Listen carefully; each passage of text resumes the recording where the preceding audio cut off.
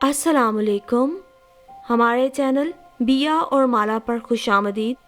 अगर आप हमारे इस चैनल पर पहली दफ़ा आए हैं या आपने अभी तक सब्सक्राइब नहीं किया तो बिया और माला को सब्सक्राइब करना ना भूलिए। ज़िंदगी में बाज़ औक़ात हमें ऐसे लोग मिलते हैं जो हमारी ज़िंदगी की समत का तयन कर दिया करते हैं। मेरी ज़िंदगी की समत का तयन तब हुआ जब मैं फरीदा आंटी के यहाँ बतौर किराएदार रह रही थी। उस सुबह भी मुझे अपने बहुत से कामों पर वक्त पे पहुँचने की जल्दी थी, जबकि फरीदा आंटी हस्बे मामूल अपनी फरमाइशी लिस्ट लिए मेरे सर पे मौजूद थी। सवेरा सवेरा बेटी, आवाज़ करीब आती गई और मेरी पेशानी पे बल पड़ते गए। जा रही हो बाहर? जी। मैंने शोल्डर बैग की चीज़ें चेक की, वॉलेट अंदरूनी पॉकेट में रखा, एहतियातन एटीएम कार्ड भी रख लिया। मोबाइल फ़ोन तो मेरे हाथ ही में था। मैंने बैग कंधे पर डालकर एक बेचैन सी नज़र वॉल क्लॉक पर डाली। गोया ने जिता रही थी कि मुझे देर हो रही है। अच्छा, तो मेरा एक छोटा सा काम कर दिया ना, वो अब ज़रा लजाजत से बोली। मुझे पता था उनका छोटा सा काम। उन्होंने मुट्ठी खोलकर उसमें मैले मुड़े तुड़े 50-50 के 3 नोट मेरे सामने किए। एक 8 नंबर सिलाइयों का जोड़ा, 2 ब्राउन रंग के ऊन के गोले, एक सुर्ख या गुलाबी, जो भी मिल जाए ले आना। ऊन बस दरमियानी ले आना, ज़्यादा महंगी ना हो, इन पैसों में जितनी भी आ सके। सिलाइयाँ ज़रूर ले आना। कमबख्त एक सिलाई गरचे मुड़तुड़ गई थी पर काम दे रही थी। अल्लाह जाने इस भुलक्कड़पन की बीमारी के हाथों कहाँ रख बैठी। अब तो पूरा घर छान बैठी हूँ, नहीं मिली। मौसम देखो कैसे तेज़ी से बदल रहा है। रात तो अच्छी खासी ठंड हो गई थी। ले आओगी ना फिर? फरीदा आंटी को बोलते बोलते एहसास हुआ कि पैसे अभी तक उनकी खुली हथेली पर ही पड़े हैं और मैं बेजारी से चुपचाप खड़ी हूँ। खैर, उन्हें मेरी बेजारी की तो कतन परवाह नहीं थी। जाहिर है वो मालिक मकान थी और मैं उनकी किराएदार। बेशक हैसियत में मैं उनसे बेहतर थी, फाइनेंशियली या जैसे भी, मगर थी तो उनके घर में रहती। आंटी, आजकल ऊन और सलाइयाँ मिलती ही कहाँ हैं, ढूंढना पड़ती हैं ऐसी दुकानें, फिर महंगाई। इतने में तो अच्छा मेरा शाम को चक्कर लगेगा, तभी ले आऊँगी। अभी तो मुझे देर हो रही है, ठेकेदार की तरफ जाना है, बच्चों के स्कूल का टाइम हो जाएगा, बाजार का टाइम कहाँ से निकलेगा। शाम को आप मेरे साथ चलिएगा। बल्कि मैं उन्हें टालने की कोशिश करने लगी, मगर वो टलने वाली चीज़ तो थी नहीं। फौरन दुपट्टे के कोने की गिरह खोलकर उसमें से मुड़ा तुड़ा 50 रुपए का एक नोट बरामद कर लिया। अरे, ढूंढने की ज़रूरत नहीं, मैं तुम्हें बताती हूँ। ये जो अपने इलाके का बाजार है, सरकारी स्कूल के गेट की तरफ से जाओ तो दाएं हाथ पहली 3 दुकानों के बाद चाय का होटल और तंदूर आता है। उसके साथ छोटी सी गली अंदर को मुड़ती है। उसकी गली में चौथी दुकान हाफिज स्टोर की है, मनियारी की दुकान है। वहाँ से तुम्हें आराम से ऊन भी मिल जाएगी और सलाइयाँ भी। गुजरना तो तुमने उसी बाजार से ही है, बस जाते हुए 5-6 मिनट लगेंगे। ले लेना और फिर भले अपने 10 काम निपटाती रहना। कोई लंबा चौड़ा खरीदारी का पर्चा तो मैंने तुम्हें दिया नहीं। और शाम को जाने वाली बात, बस बच्चे, अब तो इस बाजार नाम की जगह से मत पूछो कैसी वहशत होती है। मुद्दत हुई जाना छोड़ दिया। ये थोड़ी बहुत ज़रूरी चीज़ें जो हैं नुक्कड़ की 3 दुकानों से मिल जाती हैं। खुद ही घुटने पकड़ पकड़ के ले आती हूँ। यूँ तेरे मेरे मिनटों तरलों से भी बच जाती हूँ। ये भी खुद ले आऊँ, पर बाजार तक पैदल जाना बहुत मुश्किल लगता है। अब तुम्हारी मेहरबानी ही होगी जो ये नेकी मुझ बुढ़िया के साथ कर डालो, वरना जोर ज़बरदस्ती तो है नहीं। लो जी, बात ही ख़त्म हो गई। अब ना इनकार की गुंजाइश ना तकरार की। मैंने दिल में जलते हुए मैले कुचैले चारों नोट पकड़ लिए और गहरा सांस भरकर मुड़ गई। और सलाइयाँ याद से 8 नंबर की लाना। कोई घर का काम हो तो मुझे बताती जो, मैं कर दूंगी। वो फौरन मेरी खिदमत का मुआवजा देने को तैयार थी। जमाने का चलन ही ऐसा हो गया है, किसी का एहसान ना चढ़े इसी चक्कर में दूसरे पे बढ़ चढ़ के एहसान करने की कोशिश करते हैं। और फरीदा आंटी में तो खुददारी कुछ ज्यादा ही कूट कूट के भरी थी। मैंने नफी में सर हिलाया और कमरों के दरवाजे बंद करने लगी। चलो भाई, तुम्हारा पेश की शुक्रिया इस तकलीफ उठाने के लिए। मौसम कैसा तेजी से बदल रहा है। रात भी अच्छी खासी ठंड हो गई। कुछ नजर में दम रहा है ना हाथों पट्टों में। एक एक हिस्सा बुनते ही हफ्ता लग जाएगा। इस बार तो कुछ ज्यादा ही सुस्ती कर डाली मैंने। और मौसम का हाल देखो कैसे तेजी। उफ, ये बुढ़ापा, मैं कोफ्त के मारे बल खा के रहेगी। एक बात को 10-10 बार दोहराना इन बूढ़ों का पसंदीदा मशगला होता है और ये थकते भी नहीं है एक बात को दोहरा दोहरा के। मैं जलती कुर्ती बेजार सी घर लौट करके बाहर निकल आई। वो अभी भी वही मौसम बदलने की तकरार कर रही थी। इलाके का वो छोटा सा बाजार जो फरीदा आंटी के मुताबिक के पास ही तो है, इतना पास भी ना था। 5-6 मिनट की ड्राइव और सबसे बढ़ के सुबह 10-11 बजे का रश।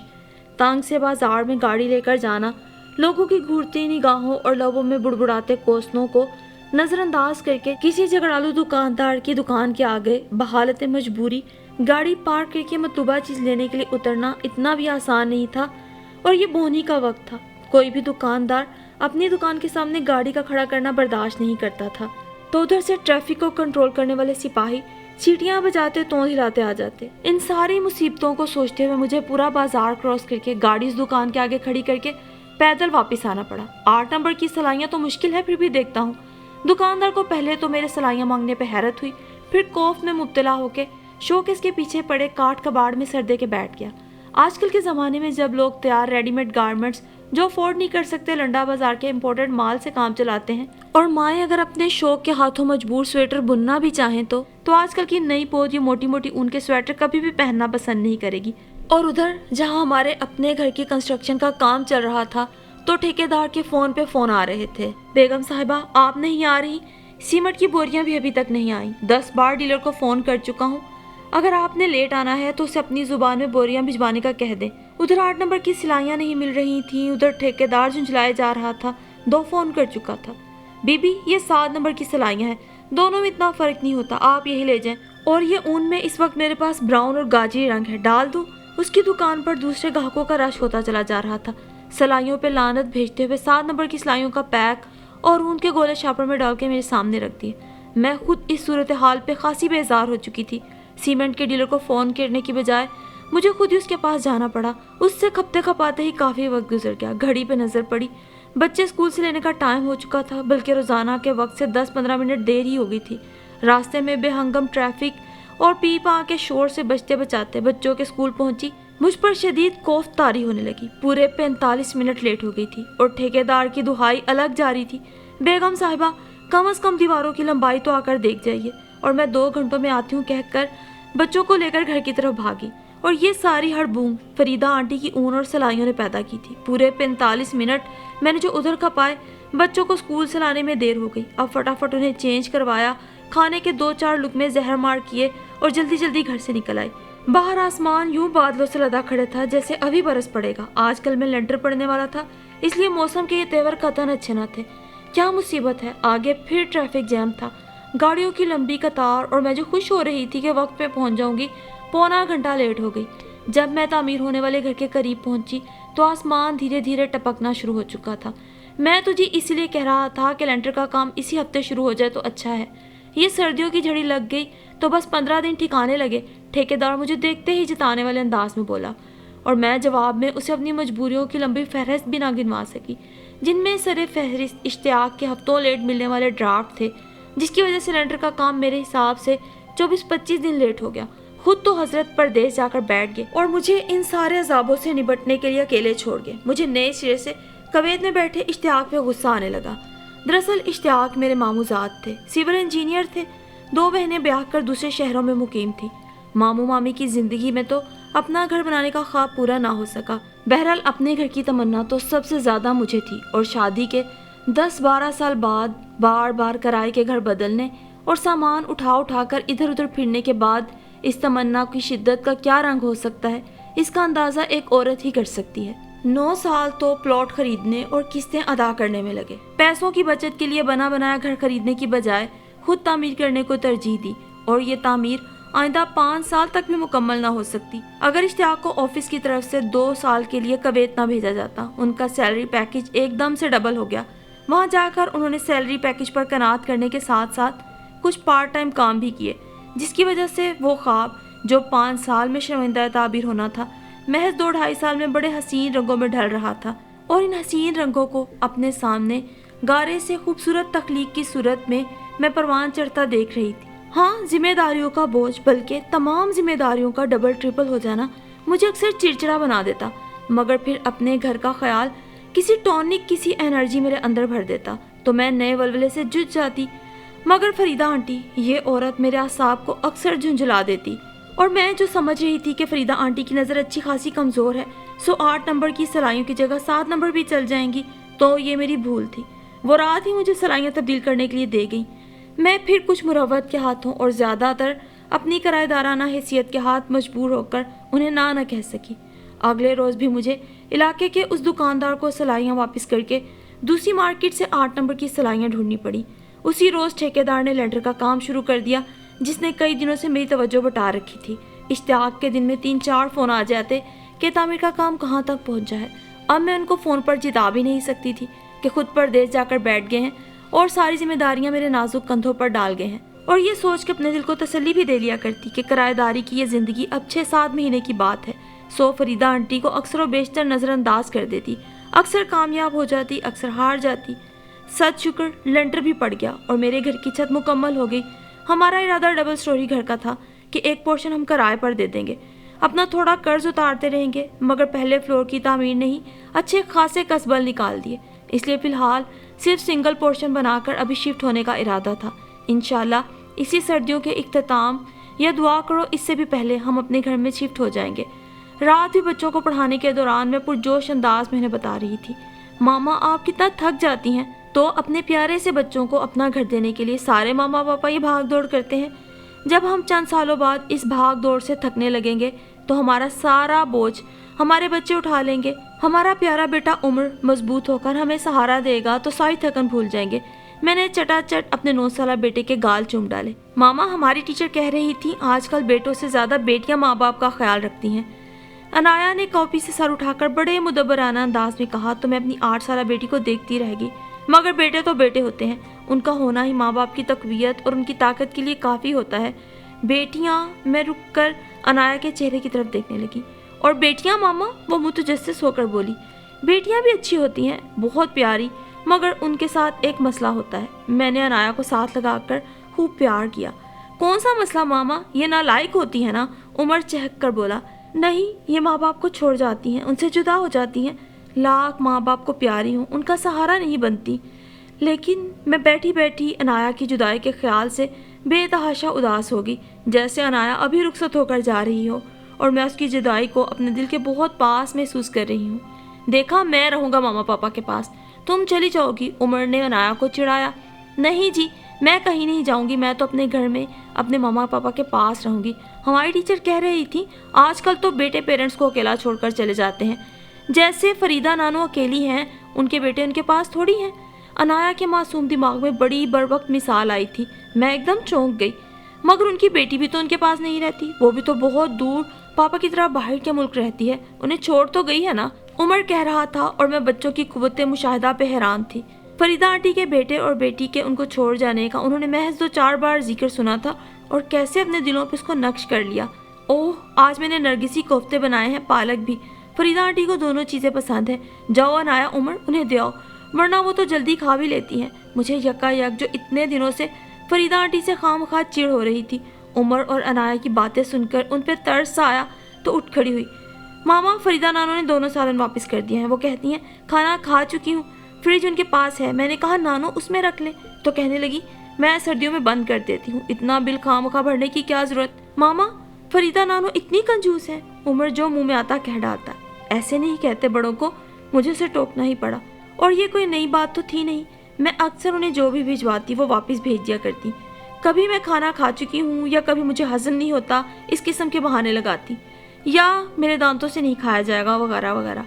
और मैं तो अब उन्हें अक्सर ही खाना भेजना बंद कर चुकी थी। मगर आज बच्चों की बातें सुनकर नए सिरे से हमदर्दी जागी, तो उन्होंने हस्बे तवक्को मेरी हमदर्दी मुझे वापस लौटा दी। अजब संकी सी औरत है, तनहा रहते रहते बिल्कुल ही आदम बेजार हो गई है। इससे तो जितना भी दूर का ताल्लुक रखा जाए बेहतर है। जहाँ 1.5 साल इसके साथ गुजर गया, बाकी के 4-5 महीने भी इसी तरह गुजार लेने चाहिए। ऐसी संकी बुढ़िया के साथ रह कौन सकता है।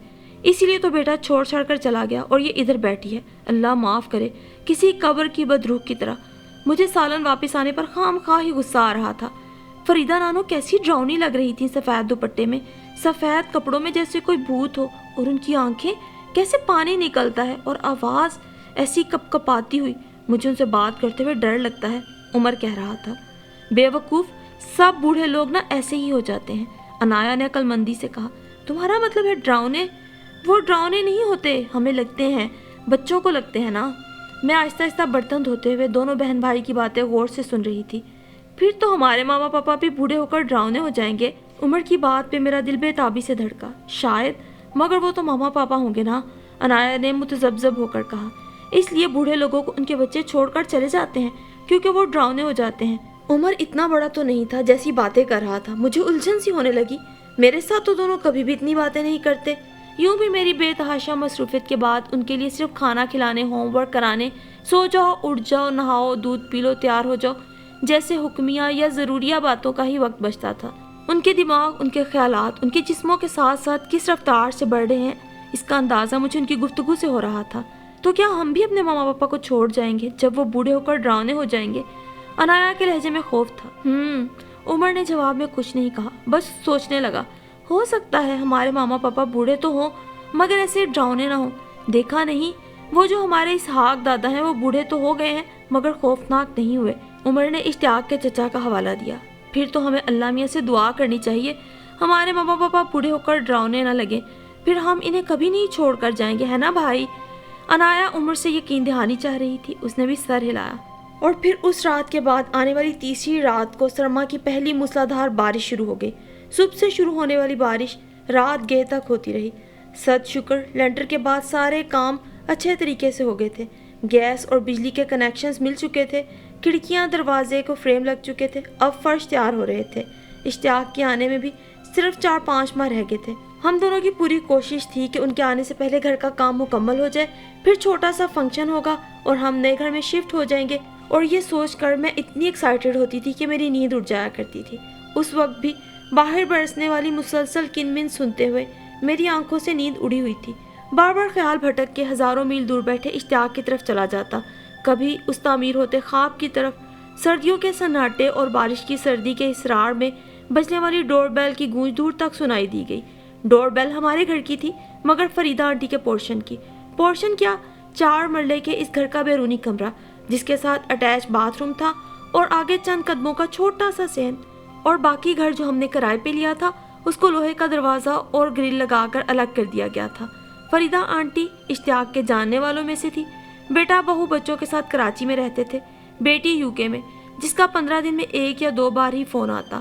بیٹا وہ جو 6-8 مہینوں میں 1 آدھ ہی چکر لگاتا۔ فریدہ آنٹی کی گزر بسر کا تمام انحصار اس گھر کے کرائے پہ تھا جو ہم نے لے رکھا تھا۔ 2 کمرے، صحن اور برآمدہ، ایک مختصر سا کچن۔ کرایہ بھی مناسب تھا، کچھ مکان اولڈ فیشن کا تھا اور پھر خستہ حال، اسی لیے کرایہ بھی کم تھا، اور اتنے کم کرائے میں فریدہ آنٹی جیسی کنجوس عورت ہی آج کے زمانے میں گزارا کر سکتی تھی۔ اس وقت ان کے گھر کون آیا ہوگا بھلا؟ مجھے بے چینی سی ہوئی، کچھ دیر یوں ہی لیٹی رہی، پھر بے چین ہو کے باہر برآمدے میں آ گئی۔ بارش ہلکی ہو کر تقریباً رک چکی تھی مگر ہوا کافی سرد تھی۔ فریدہ آنٹی دروازہ کھول چکی تھی۔ برآمدے کے 0 پاور کی بلب کی روشنی میں میں نے دیکھا آنے والا شخص ان کا بیٹا اسرار تھا۔ فریدہ آنٹی اسے گلے لگا کے بڑے پرجوش انداز میں پیار کر رہی تھی۔ اسرار کا چہرہ ہمیشہ کی طرح سپاٹ تھا۔ بیٹے جتنے بھی کٹھور بن جائیں، ماں باپ کی محبت ان کے دلوں سے نہیں مٹ سکتی۔ میں نے کمرے میں آ کر بے خبر سوئے عمر کا ماتھا چوم کر طمانینت سے سوچا، اللہ کا شکر ہے اس نے بڑھاپے کا ایک سہارا دے رکھا ہے۔ عمر میری کمزوری تھا، تنہائی بھی کیسا بڑا عذاب ہے۔ اس کا احساس مجھے اس سرد رات میں نہ آنے والی نیند کی وجہ سے پوری شدت سے ہوا۔ تبھی فریدہ آنٹی تنہا رہتے رہتے اس قدر سنکی ہو گئی ہیں، خود سے باتیں کرنے اور تکرار کرنے کی عادت پڑ گئی ہے۔ ابھی میں یہی سوچتی غنودگی میں جا رہی تھی کہ اونچا اونچا کسی کے بولنے سے میں بے اختیار چونکی۔ آوازیں باہر سے آ رہی تھی۔ خدا خیر کرے، کیا ہو گیا؟ فریدہ آنٹی کی طبیعت تو خراب نہیں ہو گئی؟ پہلا خیال یہی آیا۔ بیچ کا دروازہ کھول کر میں ان کے برآمدے میں پہنچی۔ کمرے کا دروازہ اد کھلا تھا مگر آنے والی آوازوں سے میرے قدم ٹھٹک کر رہ گئے۔ کیوں پڑی ہیں آپ اس مقبرے میں؟ کیا آپ اس کی محافظ ہیں؟ اور جو سارا خاندان، ساری برادری ہمارے خلاف باتیں کر رہے ہیں، سارے زمانے کی خاک تو لوگ میرے سر پہ ڈال رہے ہیں، مگر آپ کو اس سے کیا؟ آپ اپنی بلا وجہ کی ضد، انا اور خودداری کو سینے سے چمٹا کر بیٹھی ہوئی ہیں۔ آپ کو میری کیا پرواہ؟ کیسا پتھر دل ہے آپ کا! اکلوتا بیٹا ہوں میں آپ کا، میری محبت بھی نہیں ستاتی آپ کو۔ بس ہو گیا فیصلہ، کل آپ میرے ساتھ ہی جائیں گی، لینے آیا ہوں میں آپ کو۔ اسرار غصے میں تابڑ توڑ بولے جا رہا تھا۔ کمرے میں لمحہ بھر کو خاموشی ہوئی۔ تم کیوں نہیں آ جاتے یہاں؟ تمہارے باپ کا گھر ہے، آخری نشانی ہے اس کی، کیسے چھوڑ کے چلی جاؤں؟ خاصی دیر بعد ان کی نرم آواز آئی۔ بڑی محبت تھی جیسے آپ کو ابا سے ان کی زندگی میں، تو وہ طنز سے بولا۔ چلو جو بھی سمجھ لو۔ وہ جیسے ضبط سے بولی، آپ کو صرف مجھے چڑھانا، مجھے ذلیل کرنا مقصود ہے۔ اللہ نہ کرے کبھی تجھے ذلیل کروں، میں تو ماں ہوں۔ مائیں ہمیشہ اولاد کی سربلندی اور کامیابی کی دعا کرتی ہیں۔ کامیابی اس زمانے میں خالی دعاؤں سے نہیں ملا کرتی، معلوم ہے آپ کو؟ میں پچھلے زمانوں کی نادان جاہل عورت کیا جانوں آج کے زمانے میں کیسے کامیابی ملتی ہے۔ جب دعائیں کام نہ کریں تو वो ठहर ठहर के बोली, वहाँ घर लेना है मुझे अपना, दर दर के धक्के और नहीं खा सकता बच्चों के साथ, जगह जगह खार हो रहा हूँ, सारी तनख्वाह किराए में निकल जाती है, खाक जिंदगी में कामयाबी हासिल करूँगा। तो क्यों होते हो ख्वार बेटा, इधर आ जाओ, अपना घर है। फरीदा आंटी तहम्मुल से बोली, और नौकरी, जो इतनी शानदार नौकरी है, उसे लात मार के यहाँ चलाऊं, मुझसे बड़ा अहमक कौन होगा। तो ऐसी शानदार नौकरी का क्या फ़ायदा जो आदमी को ठिकाना भी ना मिल सके। इसीलिए तो कह रहा हूँ जान छोड़ दें अब इस घर की, ताकि मेरे किसी काम आ जाए। कितने ग्राहक हैं, अच्छा खासा पैसा मिल जाएगा, मैं कुछ आपके अकाउंट में फ़िक्स करा दूंगा, बाकी मुझे मेरा हिस्सा दे दें, मैं सुकून से घर लेके बच्चों के साथ बैठ सकूँ। ये वही झगड़ा था जो दोनों माँ बेटे के बीच गुज़िश्ता कई सालों से चल रहा था। थोड़ा इंतज़ार कर लो, शायद ये आखिरी सर्दियाँ हों, मर जाऊंगी तो जो मर्जी कर लेना। वो वही बोली जो हर बार बोला करती थी, और जवाब में इसरार भड़क उठा। एक तवाना मर्द, और वो भी बेटे का, अपनी बूढ़ी कमज़ोर लागर माँ के सामने भड़कना क्या होता है, और इसे सुनना कितना मुश्किल, ये मुझे अंदाज़ा था। सो खामोशी से वापस अपने कमरे में चली आई, और फिर इसरार अगले ही दिन मायूस और नामुराद लौट गया। फरीदा आंटी यूं थी जैसे कुछ हुआ ही नहीं।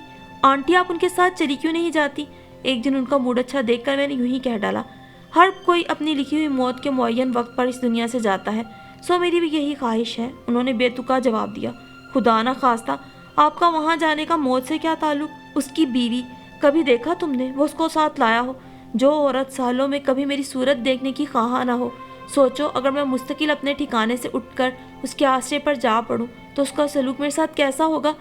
वो उस पार चेहरे से बोली, हो सकता है ये आपका वहम हो, यकीन भी हो सकता है। वो अपनी बार बार की गीली होने वाली आंखों को दुपट्टे से मसल कर बोली, तो आपकी वो बेटी जो आपको बुलाती है और वो कौल आपके बेरोज मोहब्बत भी है उसे आपसे, उस मट्टी में दफन नहीं होना चाहती, इनके अब्बा के पहलू में ही दफन होना चाहती हूँ। उनके जवाब पे मैं चुप हो गई। वैसे इसरार भाई का मुतालबा भी बेजा नहीं, बेघरी का अजाब कोई मुझसे पूछे। उसकी बीवी के भाई ने अपना बंगला उनको दे रखा है, और इसरार तकरीबन सारी कीमत अदा कर भी चुका है बंगले की।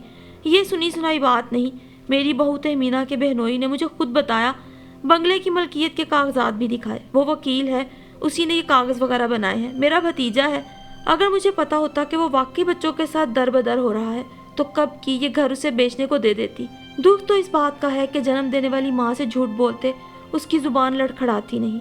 चलो सलामत रहे, भले मुझे बुरा भला कहता रहे, पर उसे कुछ ना हो। रहा ये मलबा बनता घर, आखिर तो उसी का है, मैंने कौन सा कब्र में ले जाना है।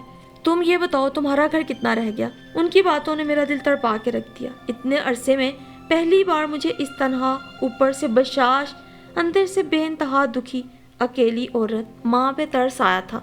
देखो, आदमी इस दुनिया में घर बनाने, अपने कदम मजबूत करने, अपने ठिकाने पक्के करने में लगा रहता है, और मौत उसके ताक़ुब में रहती है। और जिस औलाद को छत देने के चक्कर में वो हलाल हराम का फ़र्क भूल जाता है, गुनाह सवाब के फ़र्क को मिटा देता है, और ये ईंट गारे की दीवारें खड़ी करता है, वही औलाद इस दुनिया से उनके उठ जाने की कैसे शिद्दत से तमन्ना करती है, ताकि ये मट्टी और गारे के घर बेचकर अपने अकाउंट भर सके। है ना लतीफ़ा सवेरा? वो गीली आंखों के साथ हंसते हुए पोपले गाल हिलाती कैसी अजीब लग रही थी, और मैं मुस्कुरा भी ना सकी। और फिर मैंने अपने घर के लिए लकड़ी के दरवाजे बनवा लिए, बहुत खूबसूरत। और बाय चांस उस दिन कोई मजदूर नहीं मिल रहा था। मैं मजदूर की तलाश में गंदे नाले की अतराफ बनी कच्ची बस्ती की तरफ निकल आई। सर्दी अपने अरूज पर थी। आजकल फिर बारिशें शुरू हो चुकी थी, जिससे सर्दी की शिद्दत में भी इजाफा हो गया था। नाले के अतराफ झोंपड़ियाँ और कच्चे कमरों में रहने वाले मकीन इस शिद्दत की सर्दी से अनजान, गर्म कपड़ों के बगैर बड़े आराम से अपनी अपनी कुटिया के आगे आग जलाए बैठे थे। मैं एक दो लोगों से पूछकर एक कुटिया के आगे रुकी। ठीक है बीबी, मैं आपके साथ चलता हूँ, बल्कि साथ वाले शेरे को भी ले लेता हूँ। एक मजदूर मेरे कहने पे तैयार हो गया। उसकी आवाज़ देने पर शेरा भी आ गया। मैं यूं ही जरा परे हुई और कुटिया पर पड़ा पर्दा जरा सा हटा। अंदर से फरीदा आंटी बाहर निकली। उनके हाथ में बड़ा सा शॉपर था, और वह यूं ही बाहर निकल रही थी जैसे इधर आती रहती हैं।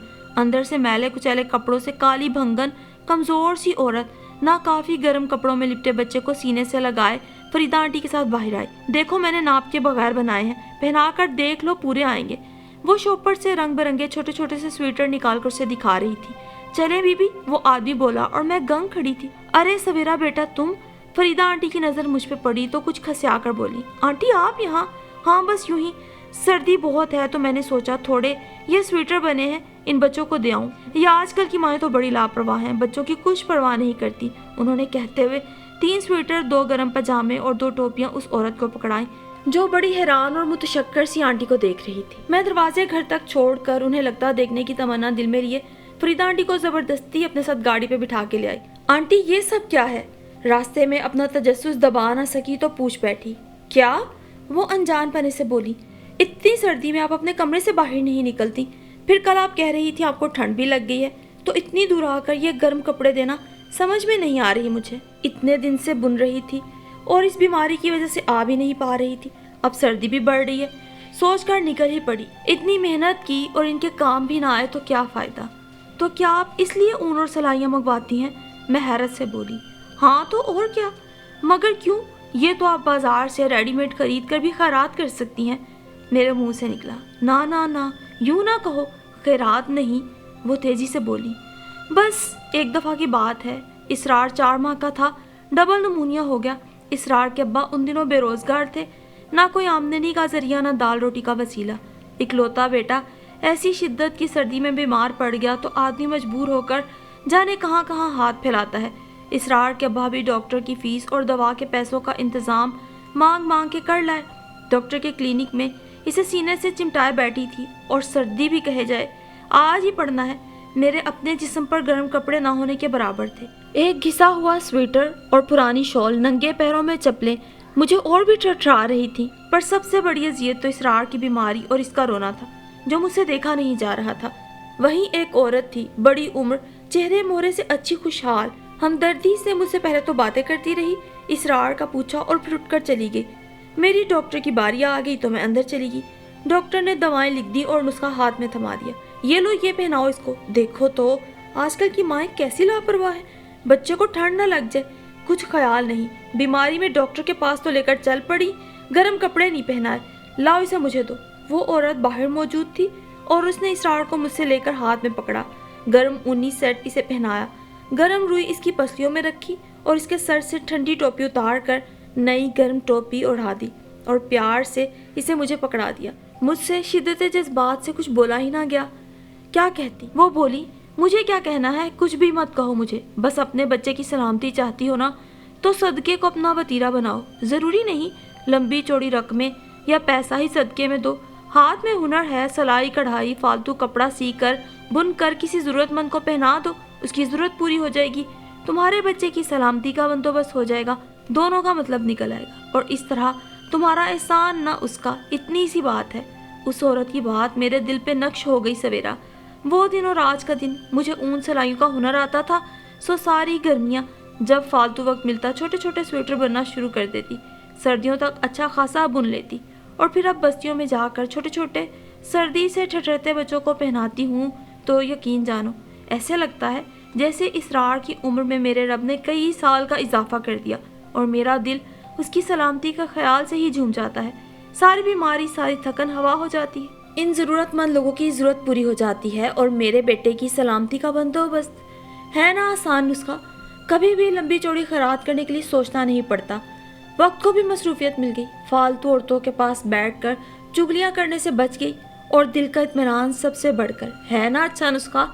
वो मुस्कुराते हुए मासूमियत से कह रही थी और मेरी निगाहें उनके बूढ़े छुरियों ज़्यादा चेहरे में उलझ गईं।